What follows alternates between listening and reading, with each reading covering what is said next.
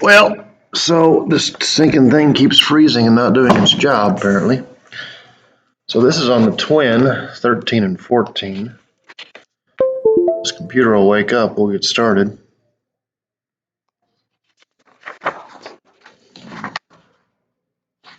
So somewhere in the process of 13 and 14, the thing froze. I'm sure a lot of you will tell me about this Thursday, but whatever.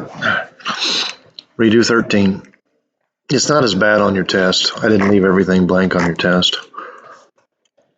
All right, so the first statement's got to be what's given. X squared plus 4x minus 4 equals 0, which is what choice?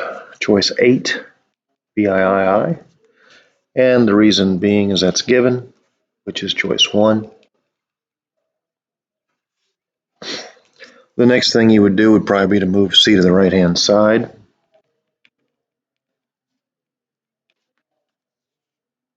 what I would do, and I made this thing out.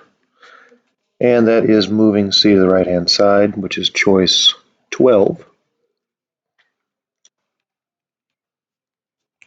After doing that, you would take half of B, square it, and add to both sides. That's xi. If we take half of b, we get a 2. We'd sink 4 over 2. We'd square the 2 and get 4. So we'd add a 4 to both sides. And 4 plus 4 is 8.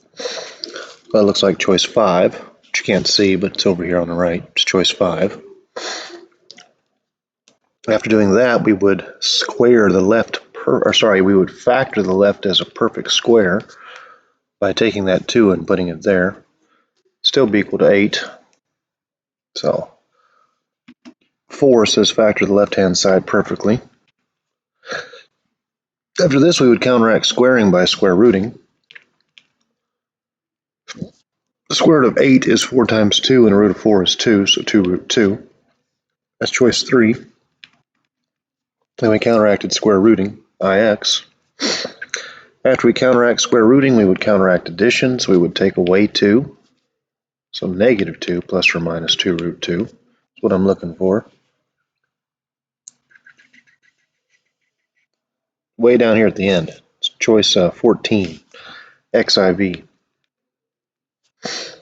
And what we did is we counteracted addition, so choice 7. And now we would write two distinct answers. One of our answers would be we are negative 2 plus 2 root 2, and the other one would be negative 2 minus 2 root 2, which is choice 2. We wrote two distinct answers, choice 13. So there's 13. 14, I really hate that I have to redo 14 because I did 14 by hand the first time. Definitely watch the calculator hints on this one. Ignore whatever it says about points. I think there are 2 points apiece on the actual test. There are 5 parts, all of them. None of it's bonus content. After how many seconds has the student reached their max altitude? That happens at opposite b over 2a, just like it has been for a while now. So negative 256 over twice the negative 16. And, you know, I say this, but kids don't ever pick up the calculator, haven't in years. But some of y'all are going to do this. And you're going to miss it. And that is going to be present on a test, and you're going to choose it, and you're going to feel really confident in yourself. If you're going to let the calculator do everything for you because you just don't understand numbers, you have to know how to use a calculator. You have to do it like that. So negative 256 divided by master set of parentheses twice the negative 16 will do it. Now you get 8. Another way of doing this, and if you're watching, you should play along. You can actually hit the math key, scroll over to num, because I know that's how you feel. Scroll down, and I know the notation bugs kids, but it says n over d, numerator over denominator. Then you can just type it in like it's written, negative 256, down arrow, twice the negative 16. And it'll get it right every time, so think about that. I did that in the wrong spot, didn't I? This goes here. This is opposite b over 2a, and it's negative 256 over twice the negative 16, which is 8 seconds. That didn't go there. This goes there because this event happens when the time is 0. If you let the t squared be 0 and the t be 0, they don't exist anymore. What is the maximum height reached? We're going to plug in that height at 8 seconds. Be negative 16 times an 8 squared plus 256 times an 8 plus an 18. So negative 16, 8 squared plus 256 times 8 plus 18. Kid gets 1,042 foot in the air. Kid is dead. During what interval of time is a child's height greater than 100 foot? So the kid gets launched from a catapult, and the kid go up, and then the kid go down.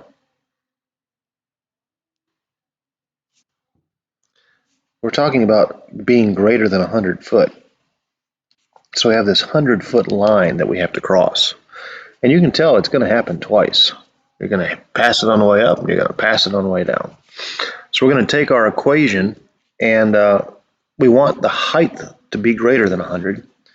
I sometimes get these backwards. The height must be greater. So 100 is less than negative 16t squared plus 256t plus 18. Now I'm going to do this one by hand. Hopefully you watch the calculator hint video because you don't have to. Also, if you do it by hand on the test, it's not that bad. It factors. I designed it to factor. Anyways, I'm going to shift everything left.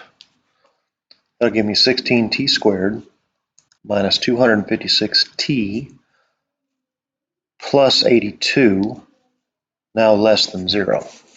I did that so I can use a quadratic formula. I can also make this a little bit easier to work with. I can pull a 2.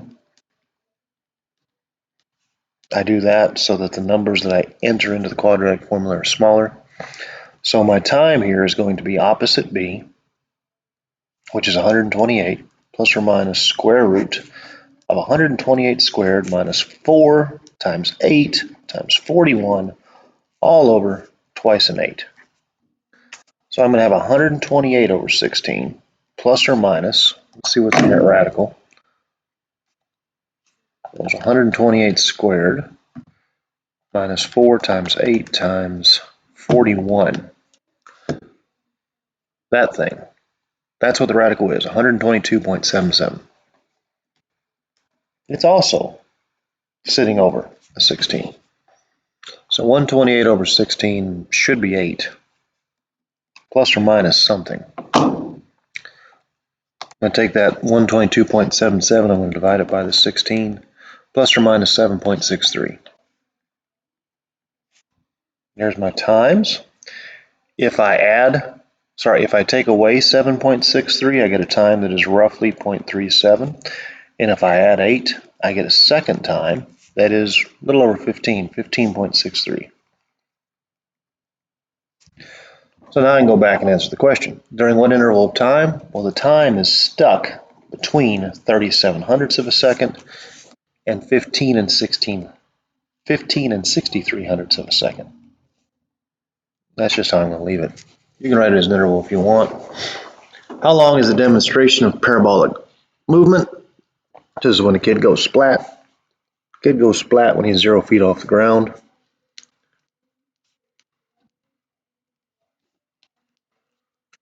Make this thing, I'm going to pull a -2 from everything so I can factor. You can also just shift left.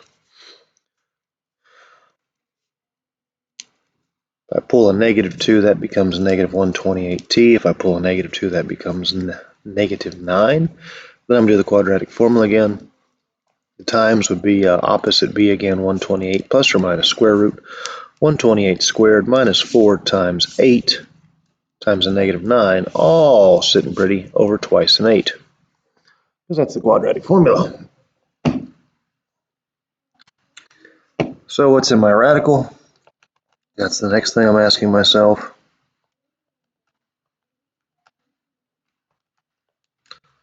That's what's in the radical, or sorry, that's what the radical is, not what's in it. 129.12. So the time is 128 over 16 plus or minus 129.12 over 16. 128 over 16 we did in part 4. 8 plus or minus something. If I divide that 129.12 by 16, I get 8.07. So my 2 times are 8 plus 8, 16 and 7/100 of a second, or 8 minus 8, negative 0.07 seconds. This is the time I want. That one's extraneous. And there is that. Hopefully this one worked, because I am so tired of doing things twice.